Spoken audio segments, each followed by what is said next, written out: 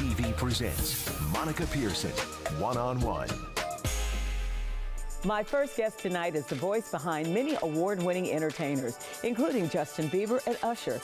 Jan Smith is a vocal coach, a Grammy-nominated producer, and best known as Mama J in the entertainment industry. She planned to be on stage and not behind the scenes. I go one-on-one to learn how the tables got reversed and led her to worldwide recognition as a coach. It's overwhelming, 'cause I don't don't wanna.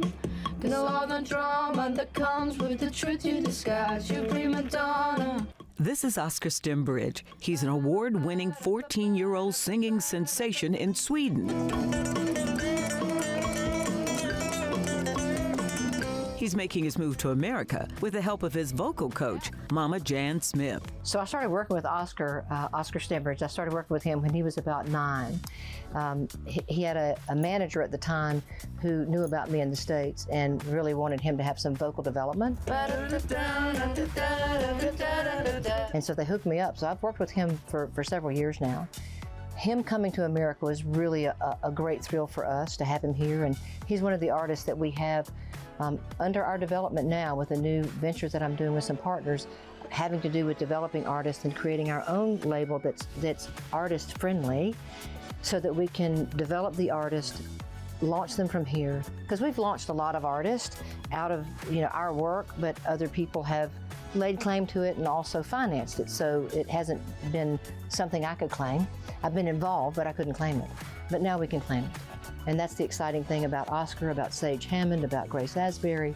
Got several good artists, C.C. Benz. I mean, it's exciting to see what comes through here. See you in some weeks we hadn't been alone anymore. Do you even think of me? It kind of kills the space. That's my only, because we wanted. May do it again, or was that okay? The list of those who come through here is amazing. Sierra and Sam Smith, Drake, Kelly Price, Keisha Cole, Rob Thomas. But some on the list will surprise you. I have to ask, why? The Rock, Dwayne Johnson? Why would he need you? Well, so DJ sings, actually, and Dwayne's a great guy. They called me in because he was shooting Jungle Cruise. And his character in the movie has a very, special part where he has to do this little sentimental song, and breaking it down and being really kind of soft and sentimental. He wanted to make sure he was capturing the right kind of sentiment in his voice to do the part. So they called me in on set, and that was a great joy to meet him. But short story, backstory for you on that. His wife, Lauren, was one of the contestants several years ago on a show called Are You the Girl with TLC. After Lisa died. And so Lauren was one of the contestants on that show, and I was the vocal coach for that show. Met her there. Small world. Too small of a world. Yeah. Okay, Liam Neeson. Yeah. But that was my bucket list. that was a mama's bucket list thing. Liam was in a movie called Felt that was about I think it was a Watergate scandal. He was the man called Felt, anyway, and he had to sing a song opposite Diane Lane, who can really sing. And Liam can really sing too, but he's not known as a singer. And he was very timid, very reserved about using his voice, because when people like that, when you take them out of their element, and all of a sudden they're doing something they're not accustomed to doing, they're very nervous about it, very shy. Very humble man, very, very humble man, and a thrill to work with him and to put my hand on his diaphragm. You know what I'm saying? Yeah. So let's talk about some of your clients. We mentioned Usher. Mm-hmm. You actually did a vocal prep thing for him when he went on the road. Mm-hmm. Mm-hmm. So explain why you did that and why an artist needs that. The best example I can give you is, people understand working out in the gym, right? Any major athlete's going to go into the gym. LeBron James, let's take him. World-class athlete who is going to work their body out so that they're in prime condition for what they're doing, their skill set with basketball, or if it's an Olympic, athlete, whatever. Vocalists need to do the same thing. you're talking about physiology here. So we're talking about priming physiology to make sure that it's ready to withstand the rigors of the road and all the things, all the pressure that's put on those two little strips of fiber sitting in your neck. Same thing for people like yourself who are commentators and orators and television personalities.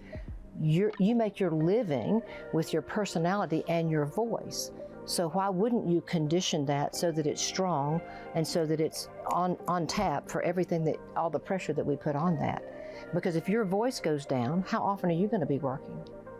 You see what I'm saying? He thinks the world of you. Yeah, I think the world of him too. Your other baby, Justin Bieber. You worked with him when a lot of people didn't even know his name. True. How did that connection come about? This kid from Canada. So we'll take that back to Usher and take that back to Usher being in Jermaine Dupri's studio. I, of course, worked with JD, with Monica as a client, and Scooter Braun was a young college client. He was a party promoter, and he was an intern, and then he was working with JD. Him and Usher became good friends. And so when Scooter found Justin, then, you know, had Usher involved, and L.A. Reid knows me as well. So that became the natural, you know, thing for them to bring him to me here in Atlanta to do the artist development for him. Are you surprised at how big he became? Not really, not really. I mean, you know, it was fast. It was fast. I always tell people it's like being hit by a freight train. When someone rises to a certain level of success, when you're in that train, it moves really, really fast. But Justin was the real deal. He was the real deal even the first time. I met him in December of 2008, I think. And nobody screamed when he came in or left the building, you know. He was just a kid, but his personality, his tenacity, his true charisma, his chutzpah was all there. And his talent was the real thing. He could really sing. He was really gifted. He could harmonize naturally. He played piano without ever being taught, rhythmically played drums, could play guitar. So he was that kid. He was like me. He was that kid. And people ask me all the time about, how do you know? I don't know how to answer that other than you know when you see it and hear it. And you really, I really do. I know when I see it and hear it. How have you encouraged him since he's had his facial problems? So I text Justin. We talk from time to time, and we pray together. When Justin really was able to get himself balanced and got his life turned around, one of the first things he did was on an Easter Sunday, he called me and asked me to pray with him. And I told him that I would continue to do that. And I have. And I pray for him and pray with him. Love Haley. She's a good girl and just a great influence and a great partner for him. And he brought her by to meet me after he asked her to marry him and wanted me to meet his girl. So, you know, that's been a real joy too. If you're looking to be a better vocal coach, you need to be a better vocalist and understand what your artists are going through. As an artist, it's a cool perspective to have. Vocal coaching is a real joy for her, no matter the age or race or music genre of the person she's coaching. How does that work? Why does it work? Meeting people where they are. It doesn't have a style or a genre or a color or a creed. It's about helping someone be excellent at what they do. If you love people and you love what you do for them, they know that. If you accept them where they're at and your goal is to really lift them up, who doesn't respond to that in a positive way? It doesn't matter who you are, how old you are, where you came from. It's about them. It's not about me. So I think therein is the real gold in the process. Coming up later, the superstar who coined the name Mama J and how she went from a psychologist to vocal coach.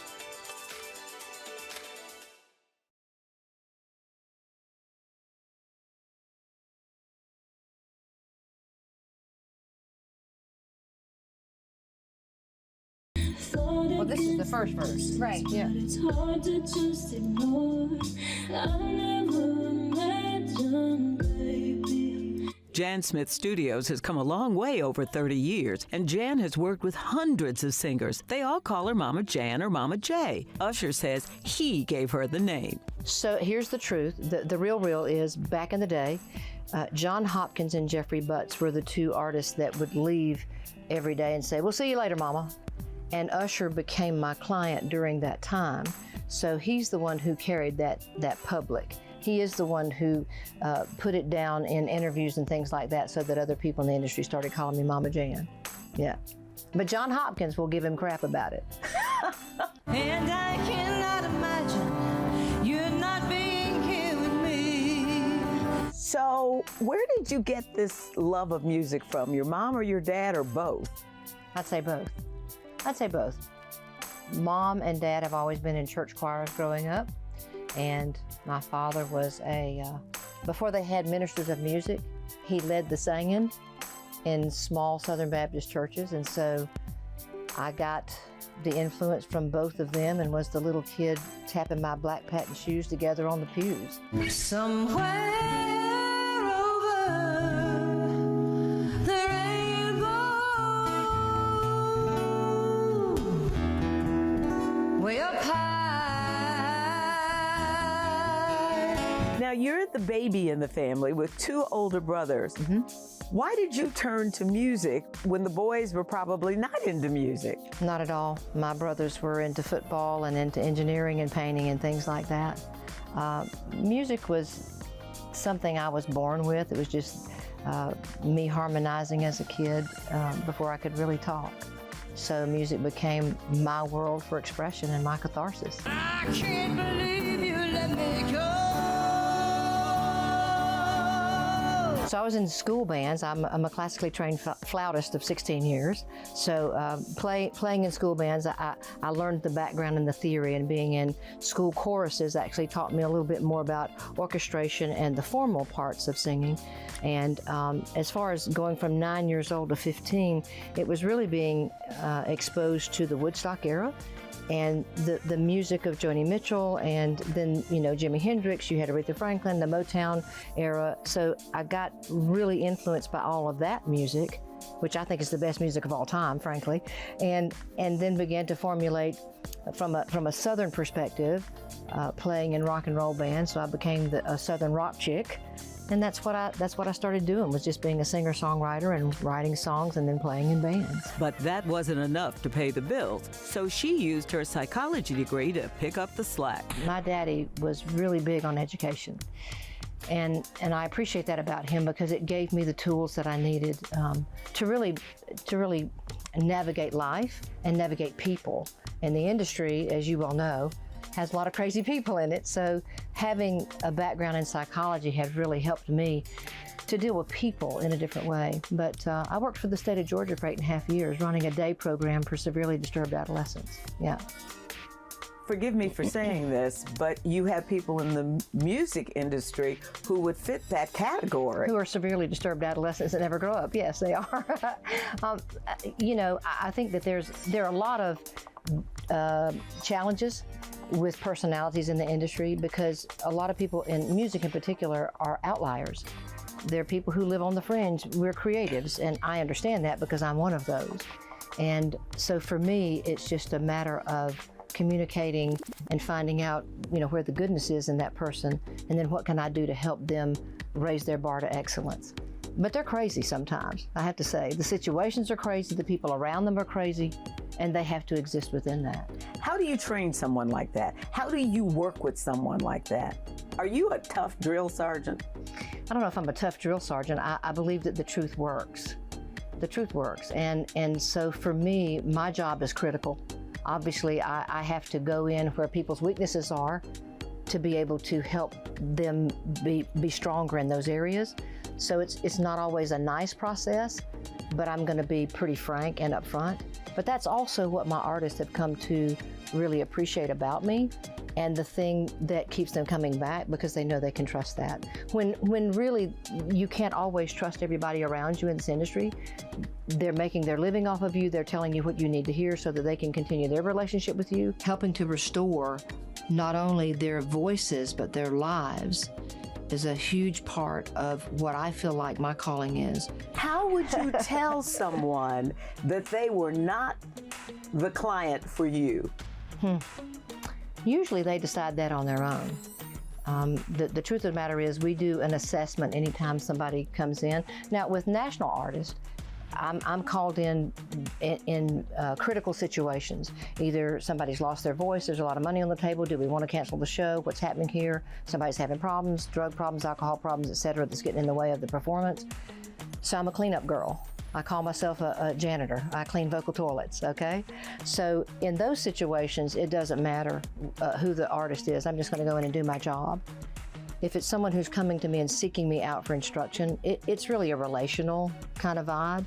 And if it's not happening for some reason, they usually kind of move on because they're not willing to work. They're not willing to deal with the things they've got to deal with to be better. And so that takes care of itself for the most part. But I'm real honest with people about that and tell them from the get-go that if this, this is as nice as I'm going to be to you in the eval. So if this is something you don't feel like you can hang with, and if I'm not your girl, then go somewhere else. Tough pill to swallow. Honestly, I kind of came into that reckoning, kicking and screaming, shaking my fist at God. The moment Mama J finally accepted the twist of faith that God had in store for her, that's still to come on One on One.